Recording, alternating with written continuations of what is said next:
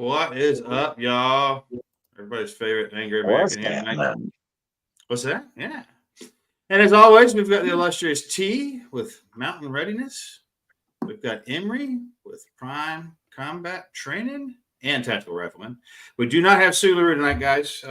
Sue's down right now. He's not doing so hot, and so keep him in your thoughts. You know, he's too mean to kill, so he's going to come out all right. But he's just some positive thoughts. And guys, we got my good buddy on tonight, Walt Browning from the Charlie's Requiem series. So this is like the first time we've done one of these in a very long time, man. Yeah, long time. It's been a long time. No, it needed to happen because see, Emery's reading through my series. He hasn't read yours yet. And T, I don't know if you've read those yet either, have you? I have not yet.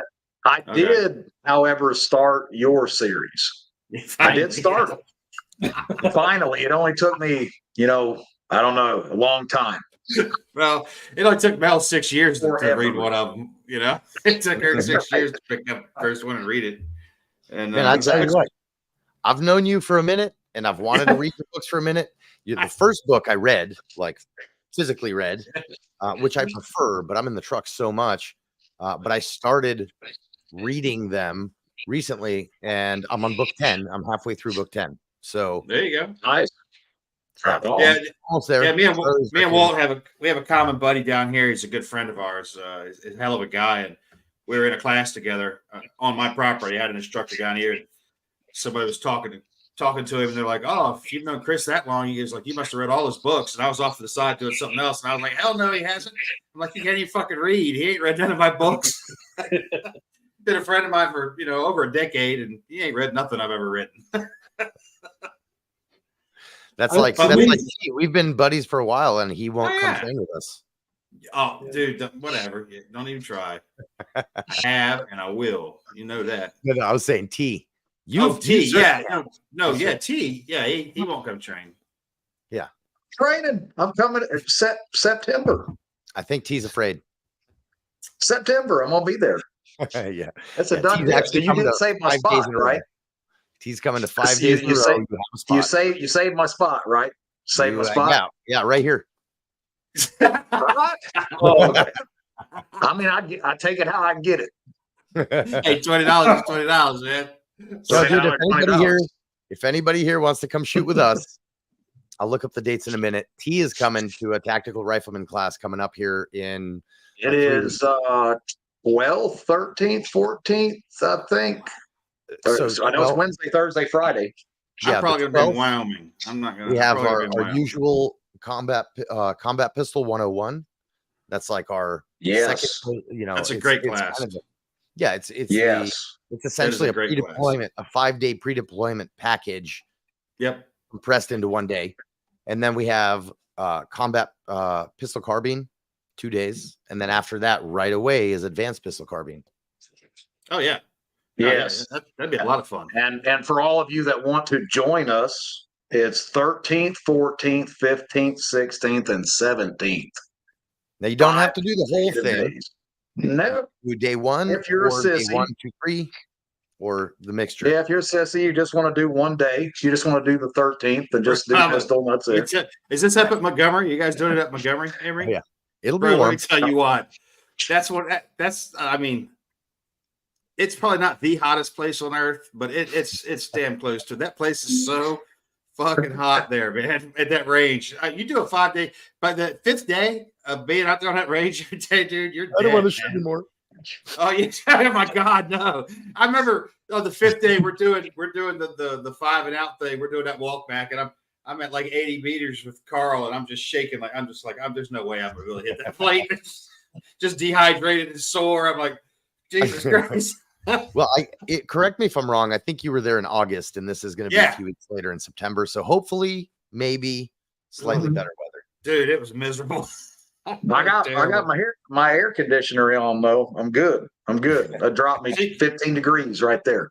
Walt, we should get you up to a tactical rifleman class. You dig it because Walt trains too, guys. He goes out and trains a lot.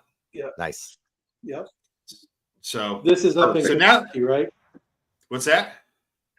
In Kentucky, right? Yeah. This is Tennessee. It's right on the border. Oh, yeah. It's right outside of Clarksville, Tennessee. Yep. Right outside Clarksville. And they got a campground there too. You can take the motorhome. Yep, right in the middle of the range. Go. Yep.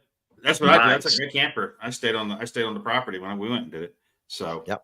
Yeah, but, I'll be at the Holiday Inn. True glamping. T's got an aversion to camping. He's got PTSD. but me and Jay have some sore memories.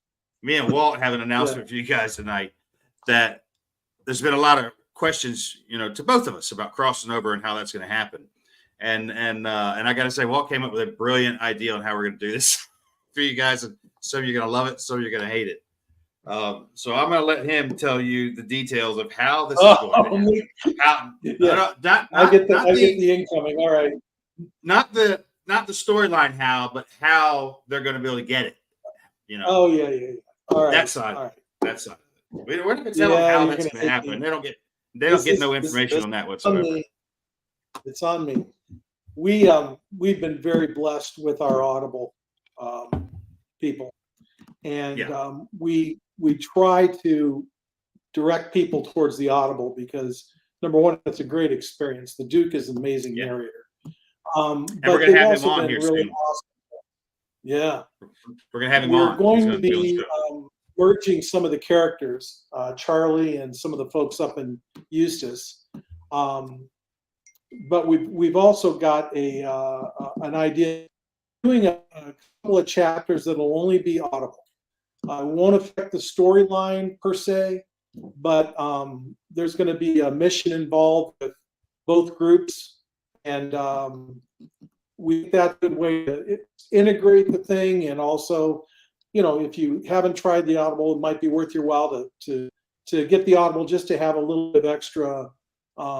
A little extra swag coming at you. So it'll be like an author's cut kind of a thing, like an author's cut sort of edition. Correct. So correct. I just thought that was a great idea. You suggested it.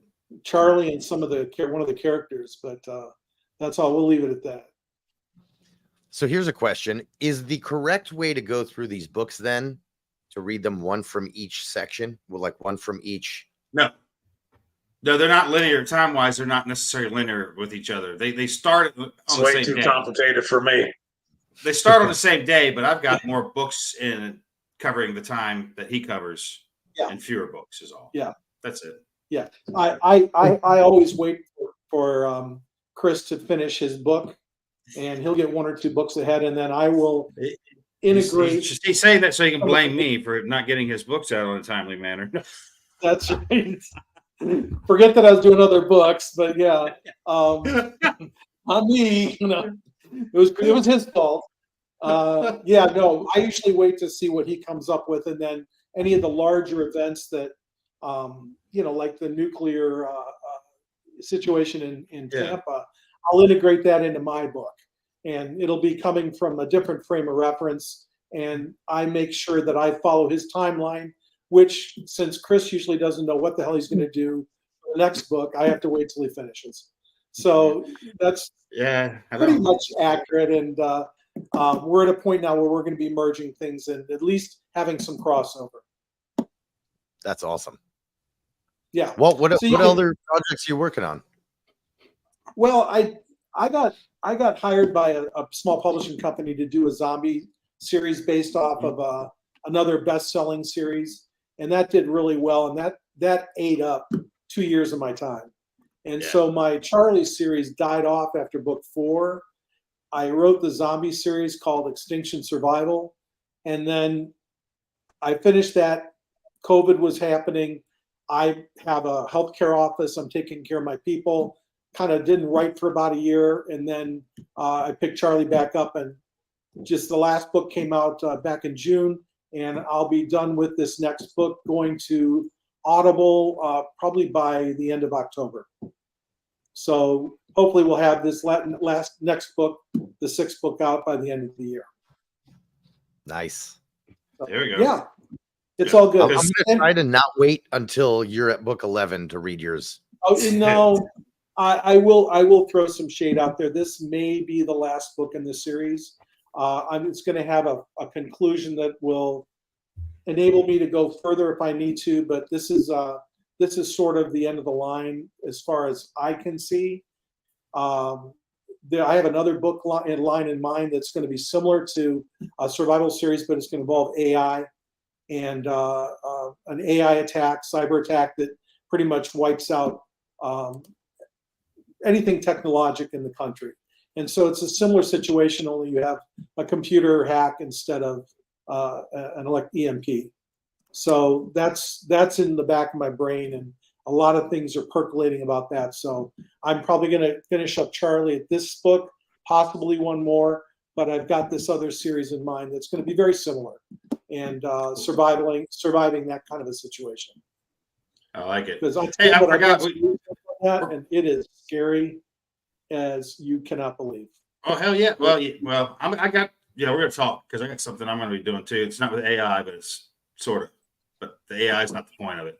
But yeah, I forgot to tell everybody we do a giveaway. So tonight's giveaway is hashtag Charlie's Requiem, and you're gonna get a signed copy of Contagion that Walt and I both signed. And I got yeah. So hashtag Charlie's Requiem. Sorry, I'm thinking of two different things at the same time. Put you in the drawing, and we'll do that here in a little while. Yeah. So, and now we're also going to take a quick second and run a shameless plug. Huh? I'll get that up too. By the way, that Extinction Survival Series book, I bundled that and put it on Audible. Went #1, beating out Stephen King. Really? So yes, really, for a while.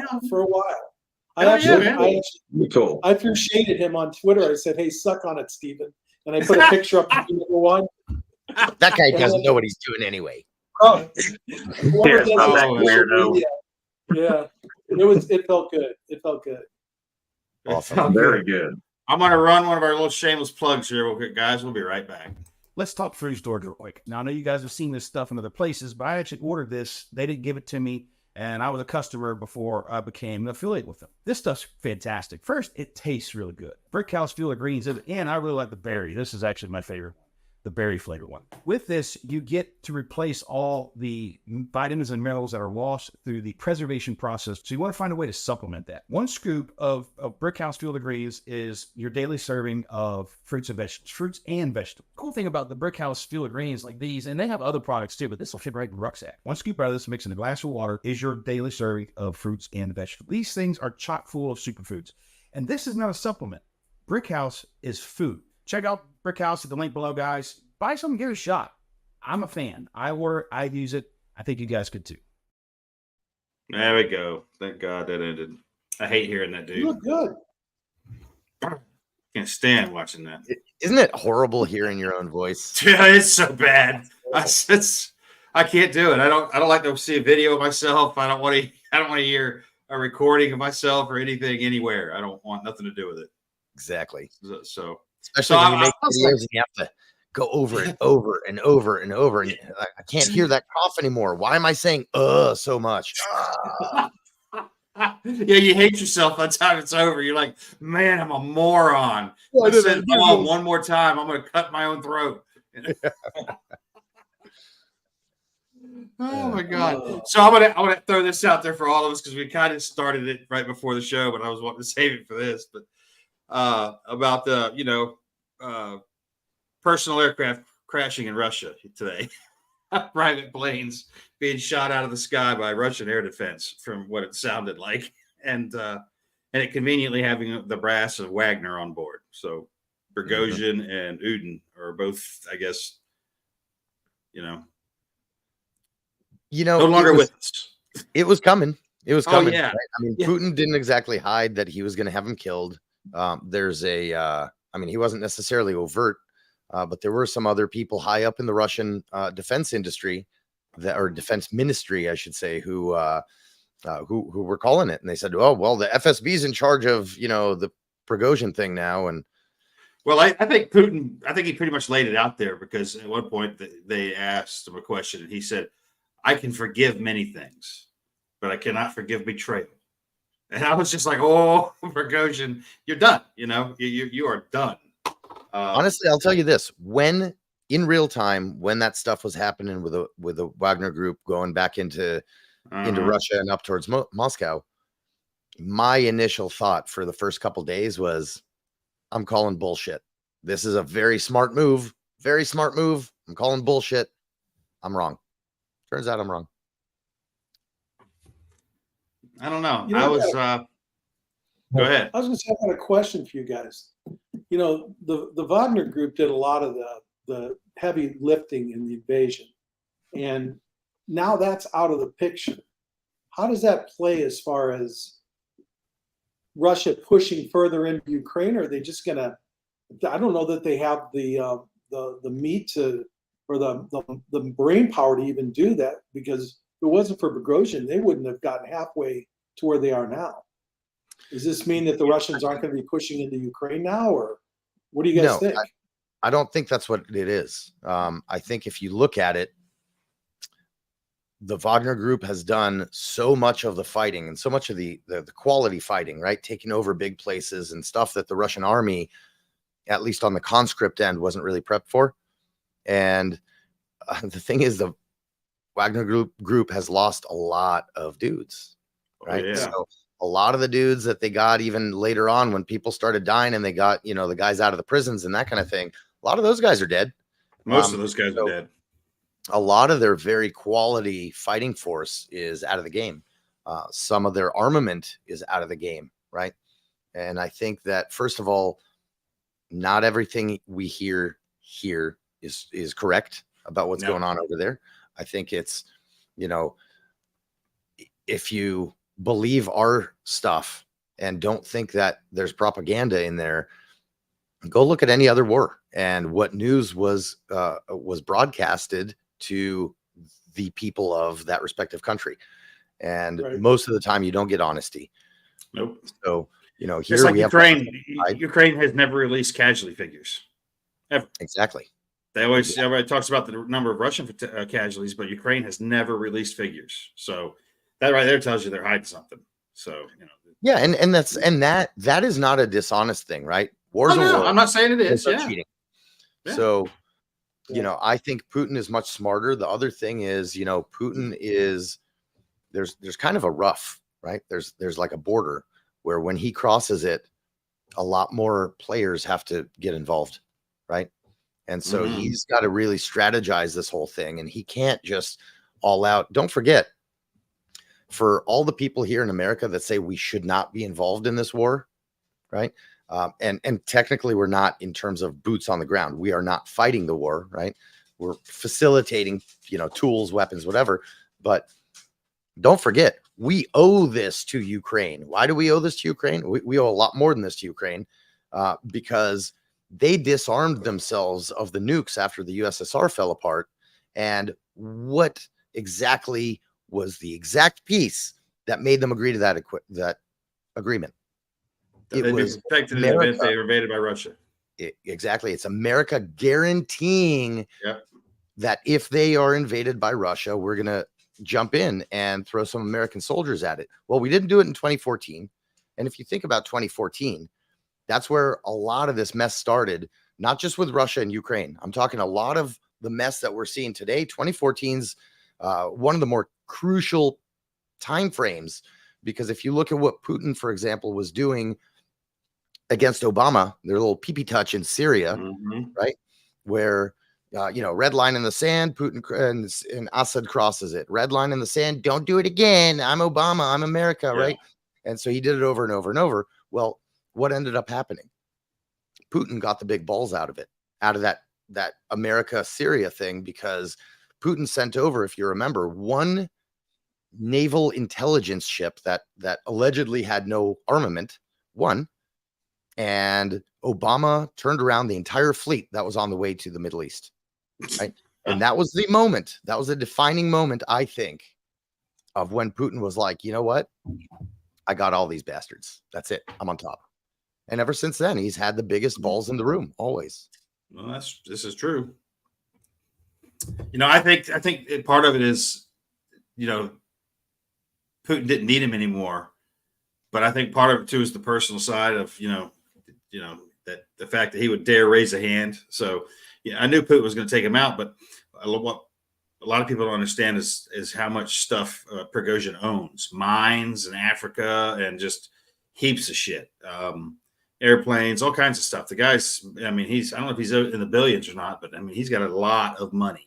And I think that's always part of the play when you're talking about Russians offing each other, is someone's looting the coffers already, or that was prearranged, to make it even happen. So, by the way, all those submarine going down things. Yeah. Well, don't forget that maybe that Wagner Group has been working in Africa for decades, and they have swaths there that they've been playing around in, roaming freely for a long time. And don't forget also that they had a little tiff with some U.S. soldiers a little while back, and they got annihilated. Yeah. There was there's 500, I think that column was 500 Wagner that mistakenly thought they were going to move in where we had a small Green Beret detachment out there in the middle of the desert. I read some. Yeah, I read some of the radio transmissions. The traffic was sitting back and forth during that because in the first moments of it, they didn't realize who was shooting at them. And as soon as they figured out who was shooting at them, they were terrified. They were the radio traffic. Some of it was hilarious, because they couldn't run far enough, fast enough. They got their asses smoked. Because they called the Americans called the deconfliction line. They called Russia and said, "Hey, do you have a force operating in this area?" And the Russians said no. And the Americans are like, weapons free, Exactly. Well, that's the benefit of using a private army, right? Exactly. The only country that's actually severely botched running private armies in a war zone is us, America, right? With all the Blackwater crap and Iraq and all those things, we screwed the pooch on that one. Yeah. Our man Sue LaRue is in the house, it appears now. There he is. Ooh, there he is. There he is. What's up, brother? You just can't keep him down. Can't keep him down. Yeah. Although we try.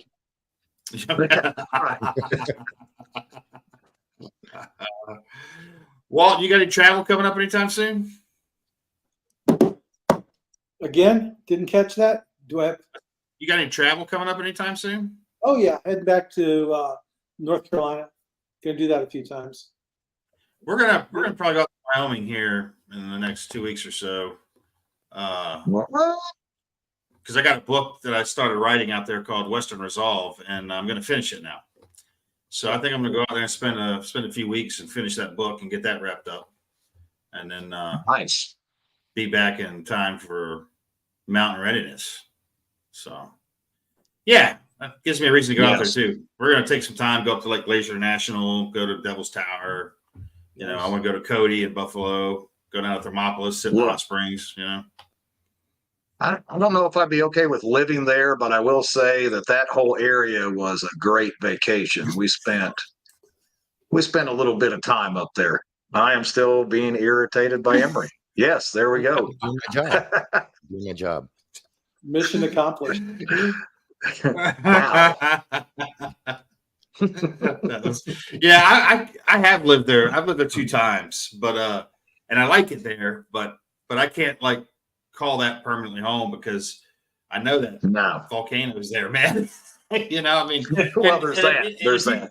And if you lived there and it went off, you'd never know. I mean, you wouldn't know. You might be like, and that's gonna be it for you. But I'll tell you, get a little. That's the region I call home. It's not where I'm living now, right? But the Rockies. And to me, the Rockies, especially the Northern Rockies, are the most beautiful piece of land on this planet. Yeah. And living in, and I got to live up in Montana, raising goats up in the middle of nowhere, homesteading, and minus 40 in the winter. And you got to work outside, and you work outside for half an hour and then warm up for an hour and outside for half hour. It's rough. Yeah. But nature makes you live by its rules. And once you kind of adapt yourself to it, as opposed to what most humans try to do now, which is adapt our world to our needs, it's actually a beautiful, peaceful thing, right? Because the seasons tell you what to do. They tell you when to work your ass off, and then they tell you when to just sit down and chill. Oh yeah, if you listen, it dictates what you're supposed to be doing. There's no doubt. When you're you jump out of the shower and head outside too early and you're snapping pieces of your beard off because it's so cold. Yep.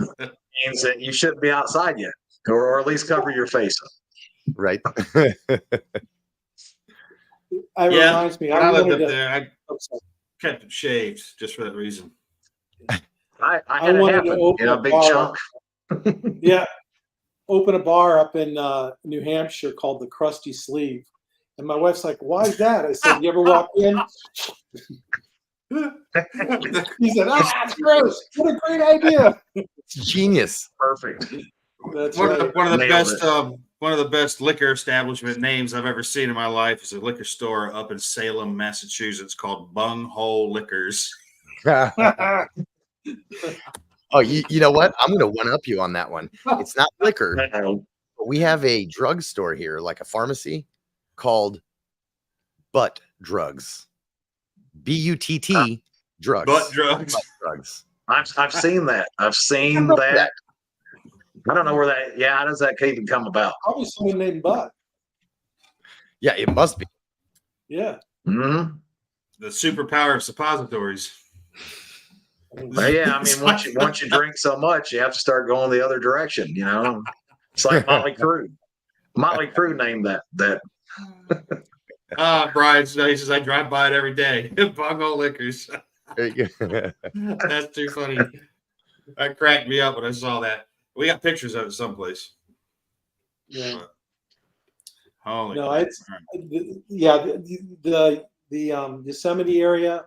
All parts north of there are stunningly beautiful. Unfortunately, the Californians have all found it, and it's god awful expensive to buy land up there now. So it's not nice. Not nice.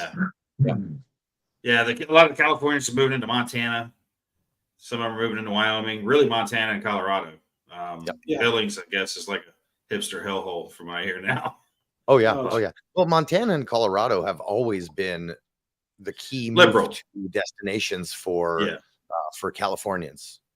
And this, specifically when you get up to Montana, you're talking specifically Hollywood stars, NBA players, that kind of jazz. And normal people that actually love the land can't buy land there anymore. It's just these assholes that build their giant houses, and they're there for like 3 weeks out of the year.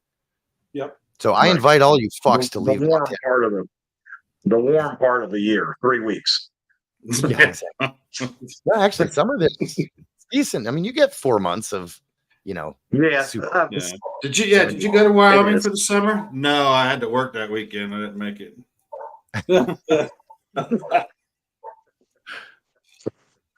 Wyoming's one of those states where it has snowed every month of the year, like just blizzards. That every month of the year there's been one.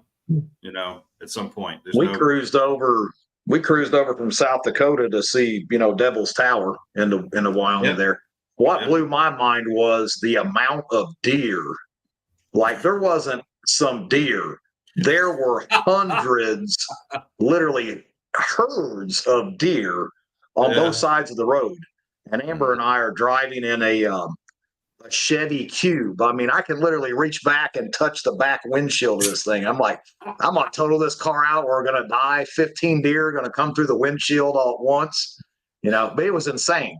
And then when we were leaving, it was starting to get dark, and these 3 massive elk come walking right out at us. It was just amazing, the nature and stuff that's in that place. But it's still too cold.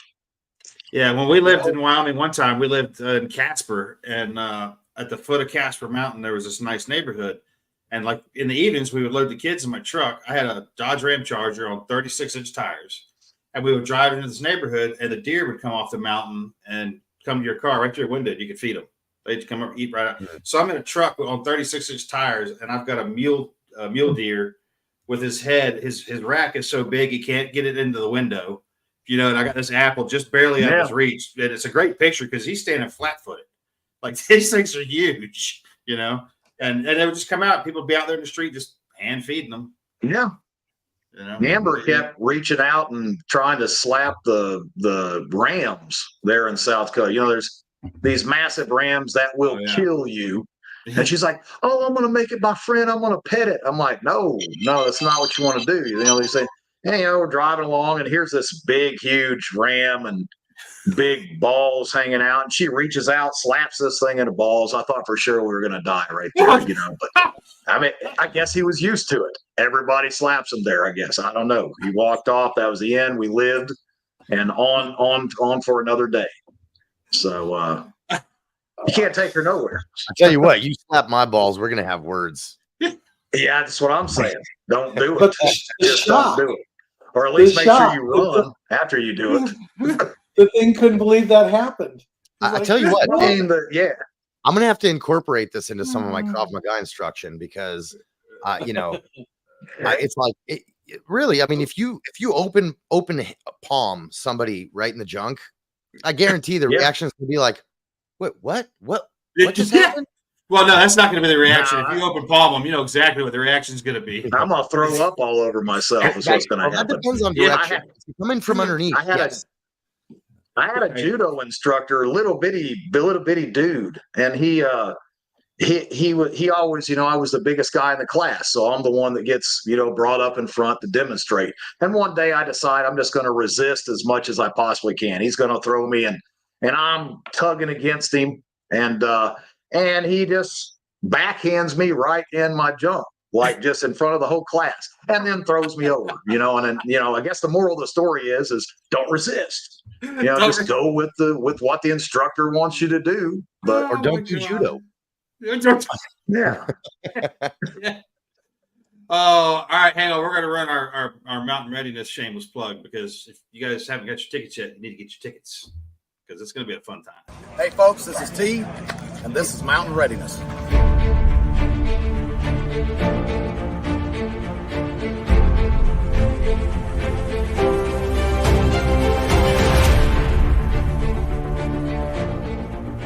It doesn't matter what the event is that makes this thing go pop. It's going to be water, shelter, fire, food, security. That's it. That's what you need in a nutshell. I love that little video. That thing's awesome. I'll tell you what's really cool is about that video is if you look at Alan Kay talking right there, he stops for just a second. Did you notice that? Mm-hmm. And that was me. I was telling him, I said, "Can't hear you." And he looked at me and this blew me off. He was like, "Whatever. I don't care what you say." That's what he did right there. I was like, "I can't hear you." I was telling him to put the mic up. And that's when he handed the microphone off. And he was like, "Yeah, I'm not using that mic." Well, T, what you may want to consider is while you were saying that, he may have disregarded you because you were giving him the bat wing. Just saying. That could have been it. Could have something to do with it. I don't know. But that was the point where I interrupted his, and it was great. I mean, it was beautiful the way he laid that out. But that little pause was him looking at me in disgust. That's what that was. He has that look. I remember the first time. Yeah, if you look at him, that was the kiss my ass look. That's what that was. Well, you guys got to remember, him and technology just does not blend. It's not a good. To me, it's a hilarious thing. Because he'll have some devices. He'll be like, "Here, make it do the thing." Oh yeah. It was he was not having that mic. It was not happening. It lasted about 3 seconds. Well, are you gonna try to make it up there to Mount Readiness, or what's your schedule look like? I'm gonna try. I think we're gonna be in North Carolina during that time. Cool. My daughter and grandkids live up there, and we also have a place out in Western Carolina near Franklin. So we do a lot of traveling. Yeah, I mean it's right there outside of Statesville. So.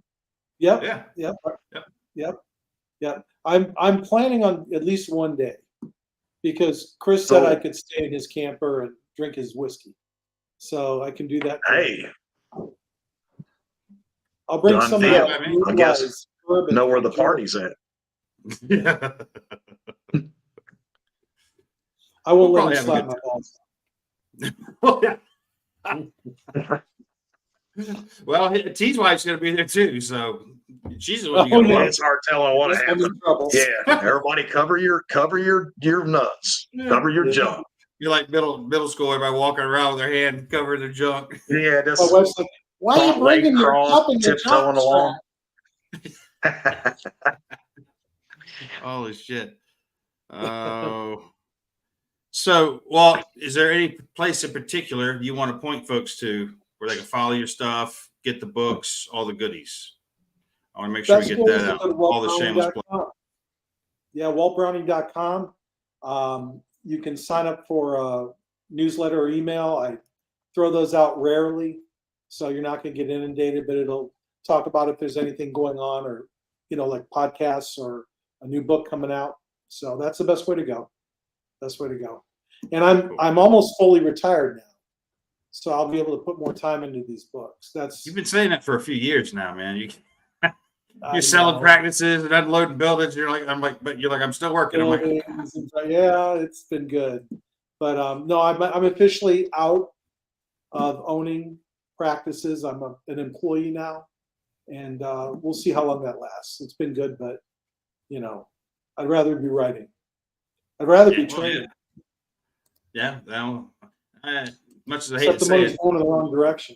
Yeah, that money's definitely going in the wrong direction. Yeah. Most definitely. No, it's all good. Are you guys seeing any uptick in people signing up for classes, or how's that kind of not going really right now? Not really. No? I'm hoping that people kind of get back to that, everything gets back to normal, but I don't think that's what we're looking at. Not in the near future. But I agree. Yeah, I've spoken with a few other instructors kind of that do what we do in this similar fashion, different people that are established, and the majority of people are experiencing this type of thing.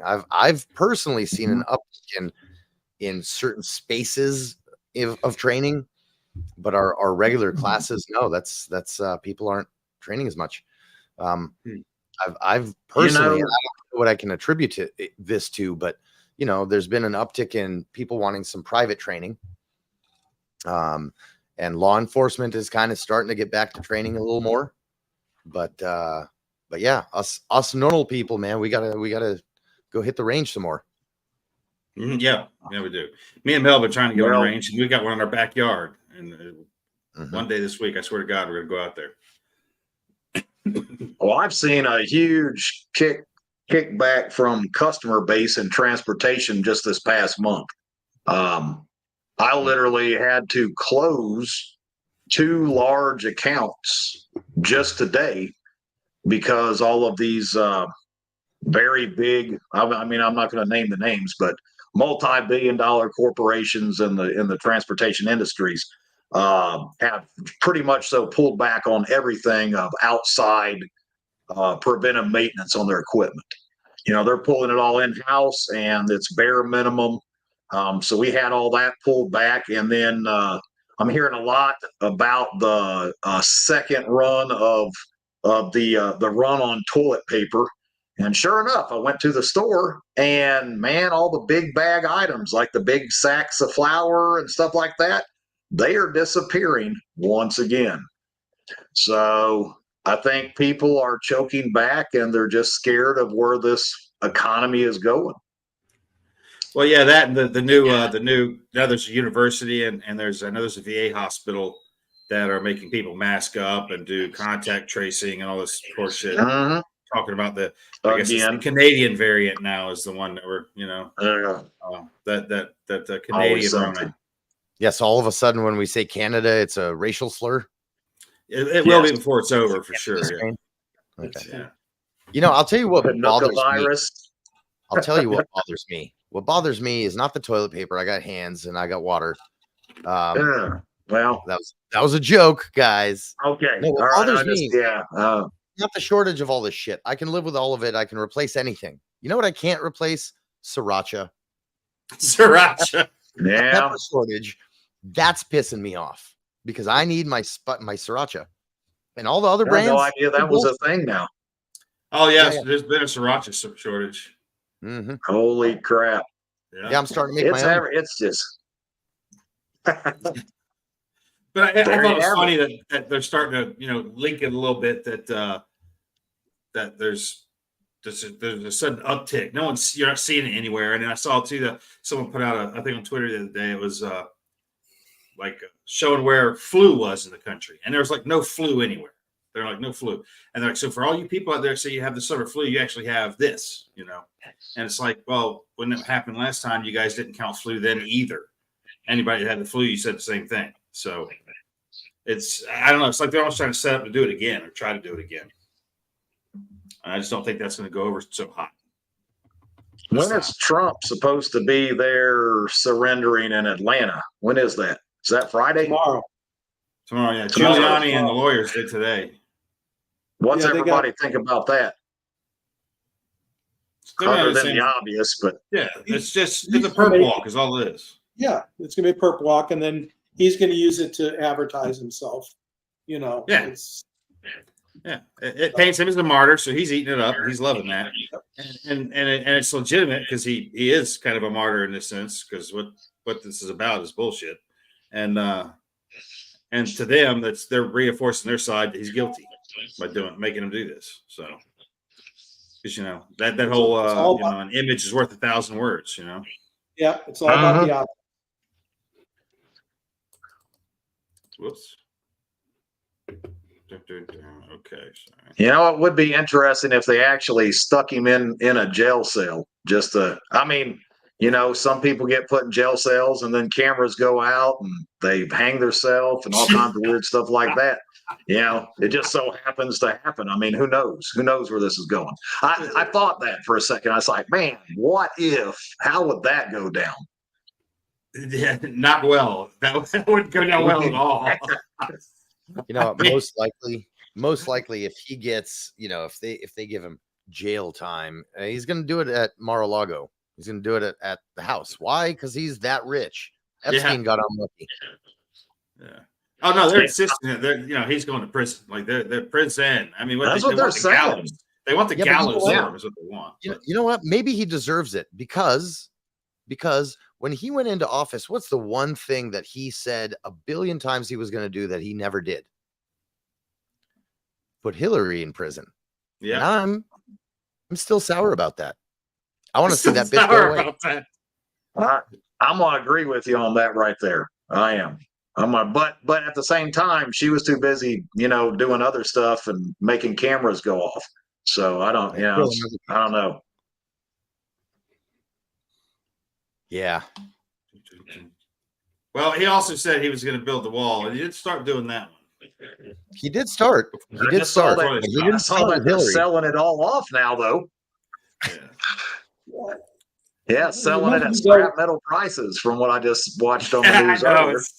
It's so, and now it's like, man, there's certain sections of it that have like, I guess like man gates, that they can open, and they leave them open to make it easier for them to get through. Right. Like, I'm just like, you already got billions of dollars from Ukraine and all this stuff, and now you're pocketing scrap metal money. Come on, what is the world? What does the world come to? Yeah, can't even have aluminum cans anymore. Can't have nothing. This guy's selling it cheap, selling it all. You're not going to have a wood stove. You're not going to have a gas stove. You're not going to have gasoline powered engines. Nope. I guess they're looking for a return to the 1800s. Mm-hmm. Yeah, me too. I'm okay with that. I'm good with that. Yeah, bring it. Bring it. You already got the see how you live without. You already got the 6-shooter too.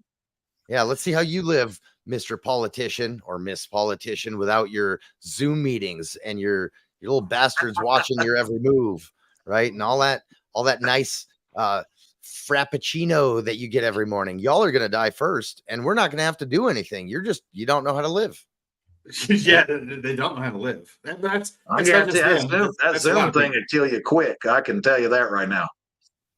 Yeah, no, I'll tell you what,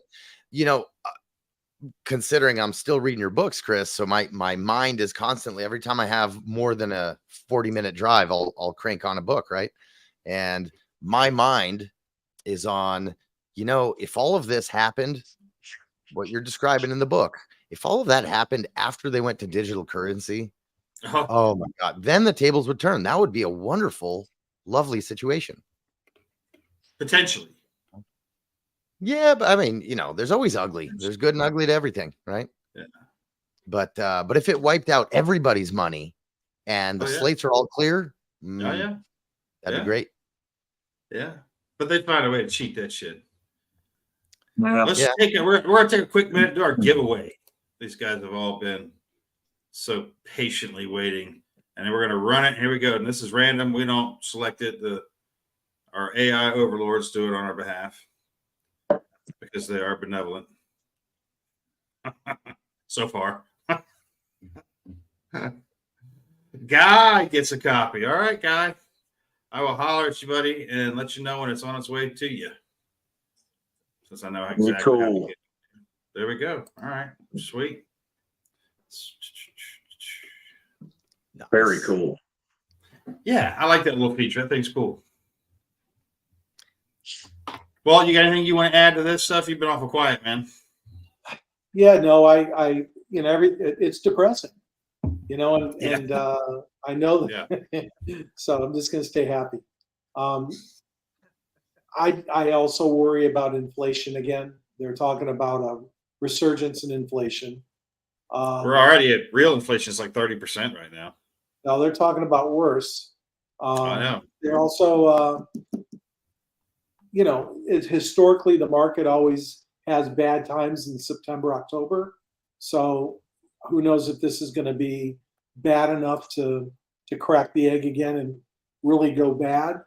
I think we get through December, it'll be a little less likely, but there you can see the grinding going against the dollar. The BRICS, people are moving away from the dollar. When you look at where the growth and population is, it's all the BRICS countries. Oh, yeah. Southeast Asia, South America. So we're in a slowly sinking ship, and it's just a matter of whether it busts open or we just kind of ride it down for the next 10 or 15 years and we're done. So it's gonna, I worry about my grandkids. What'd you think when Mexico decided not to enter the BRICS? Well, they only did that because of the North American, the replacement for NAFTA. And they said as much. They did. AMLO said, "Hey, it's we got the people to our north that we got to take care of, and we can't join. But who are they going to contract to help them out when they start pulling all that lithium out of the mountains down there?" Yeah, it's not going to be us. And it's not going to be us. I can guarantee you it'll be more than likely China, just like they're doing down in the lithium triangle down in South America. So we've just been outmaneuvered, and there's not much we can do about it. Not at this point, no. Other than train. Other than train. There we go. And it sucks. That's the world we live in. September then, right, Walt? I'm sorry? I said you will be with us in September then in Montgomery County then, right? Oh, yeah, I'll be there. I'll be there at least one day. I'll be there. I was up there a couple years ago with Chris, and I'll see you again in September. You're only a couple hours from my house and a couple hours from my daughter. So one way or another, I'll be out there. Awesome. Hell yeah. Yep. Yeah, it's a shame that we live in a world where we say shit like we all need to train, we need to do these things, and stay mindful that things are fragile. Yeah, but it's you know what? With that little bit of anxiety that's kind of always there. There's nothing I can do to fix it today, but it's there, and I need to pay attention, sort of a thing. But you know what, Chris? I agree with you. It is sad that we're in this state. On one hand, the other hand is we have to. I believe, and this isn't just a business pitch for me to get more students. This is why I got into this to begin with. Is we're the only constitutional republic in the world that has the base elements of, hey, it's about the people, right? And we have the Second Amendment that we have to protect. And one of the ways to protect it is to train, not because we're training to take over the government or anything silly like that, but because, these tools come with a lot of responsibility. And you know, all the rednecks, and I love rednecks, but all the rednecks that come up to me and they're like, well, my grandpappy taught me how to shoot bottles in the back. All right, cool. But why don't you actually learn the tool, right? Just because you know how to push a gas pedal doesn't make you know how to drive. So I think it's a big responsibility. Anything we can do, right? You got to train and you got to stay current. And if that's driving, if that's flying, if it's, you know, running a welder, it doesn't matter. Right? Doesn't matter. You know, I tell people, like, you know, gunfighting, gunplay, that kind of stuff. That's a martial art, just like any other martial art. That's a martial Absolutely. art, and like all martial arts or athletic skill like that, they atrophy over time. So if you don't exercise it, it goes away. And so you got to do it. You got to go out and do it. And it's, you know, a lot of people act like it's the greatest, coolest thing in the world. And like I tell, I mean, I'm not a huge fan of training anymore. I'm fucking 50 years old. I'm over that shit. But I still go do it, and it sucks. But I still go out there and do it. And I mean, it's fun to hang out with the guys, have a great time and all that. But, you know, you're out there smoking your ass if you're doing it right. You know, you're breathing hard. You're not having a good time. If you're having fun at training, you're probably not doing it right. I mean, training wrong. Yeah, no. I've been not harder. Harder, not harder. I've been slacking. I've got a range here at the house, and so I try to shoot at least once a week and do something. And then I've got the Hell Hill here behind the house. That's a mile circle that I say I run, but really it's a very slow crawl with a lot of panting and dry heaving. But you know, that's you get to a tree. Right. You know, you get to a tree, you catch your breath, you swallow a little vomit, you move on. On that note, you know, I was thinking the other day, I was sitting here in one of my deep pondering thoughts, my speaking to my inner self, and I was kind of I was disappointed in myself because making excuses. I've wanted to take a tactical rifleman class for years. I've been watching tactical rifleman for years now. And it was just excuses. It was always, I'm too busy. I don't have the money. I can't do it. I got to go here. I got to do that. I got to buy this. And the other side of this is I was thinking back to my younger days of when I didn't have much money. Back in my days of smoking, I would go to the gas pump. And, you know, you would have to think, okay, do I have enough money to buy a pack of cigarettes and get a pack and get $5 worth of gas? You know, that time in my life, I was lean and tough and the word was hungry. And I was thinking, I was like, you know, it's not good to starve, but you should always be hungry.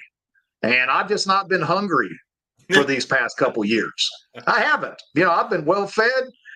You know, the light switch turns on and off. The AC's kicking. I got my nice little bar back here, and I said, no, I've got to do something different. I've got to get back to that point of being hungry, and that comes down to pushing yourself and training and doing all those things that are maybe not that fun, but are necessary. Yeah. Well, you know, I mean, those are all really good points. And I think what it comes down to is the most important skill, I think, the most important skill, whether it's like survival or fighting or whatever skill in this kind of realm that we might discuss, the most important skill is knowing how to suffer, right? Knowing how to suffer by far supersedes any other mechanical skill because you know, I don't care if you got all the nicest outdoor research gear and blah, blah, blah. You're not going to survive a night in the woods if you don't go out and the suck, at least on occasion.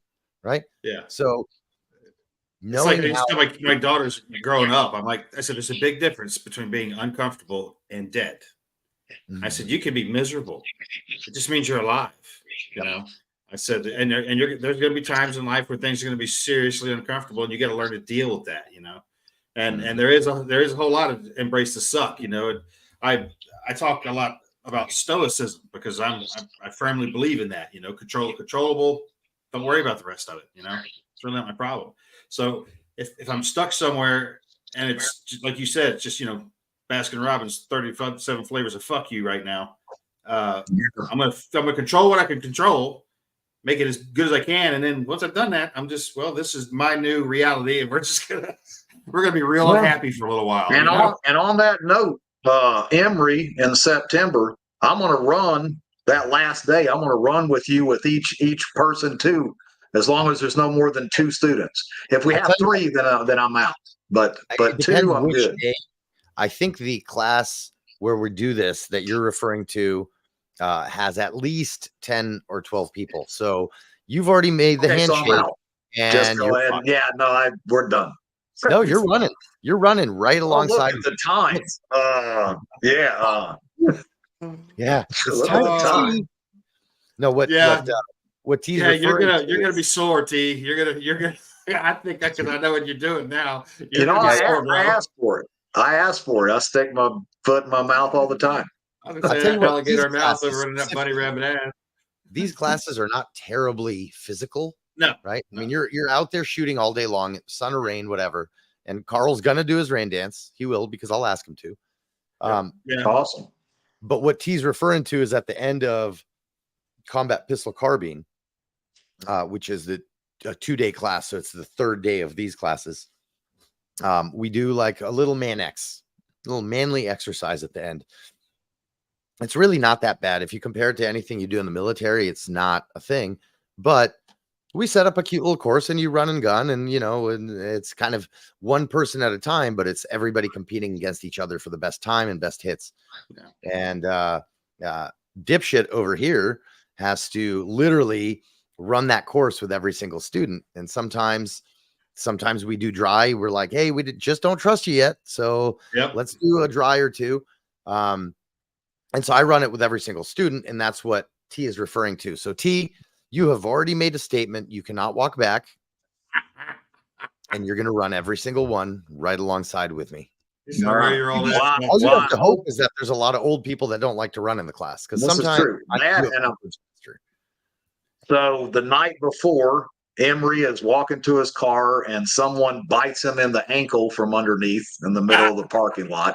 Oh my gosh, my ankle, bites him in the ankle. Oh, bummer. Okay. Well, I'll walk it. I'll walk it with you.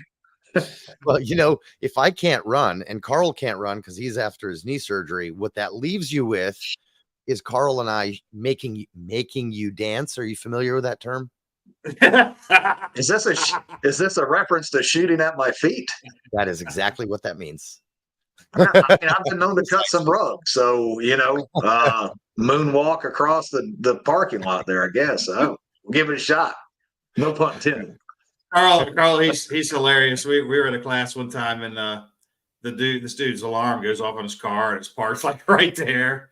And Carl's just kind of stops, and he's looking around. He's like, "Anybody want to stop it? You want to stop it? You got to stop it." Finally, and the guy's got his keys out. He can't get it. And Carl draws his pistol. He's like, "You stop it, or I'm going to stop it." Yeah, and the guy whose alarm that is, we have a nickname for him. His name is Deaf Cop, because he is a cop who's deaf. So he fits right in with us. So he didn't even realize that it was going off. I don't know, but this cat's special. He's special. He's a good kid. This we just had this same guy in a different class of ours a couple of months ago, and it was high risk travel, which is a great class, and not shooting a single round in the whole class. It's not what it's about. But they did get out of duct tape and some escapology stuff and handcuffs. Well, I went to shake his hand as I was giving him the certificate at the end. He worked his ass off so hard trying to get out of that tape. He had a blood spot like this all on the back of his wrist.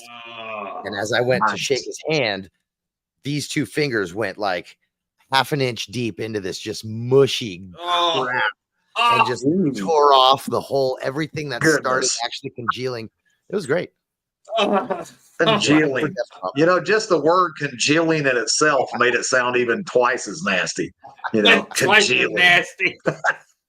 As it congealed. I mean, that's like getting slapped in the nuts right there.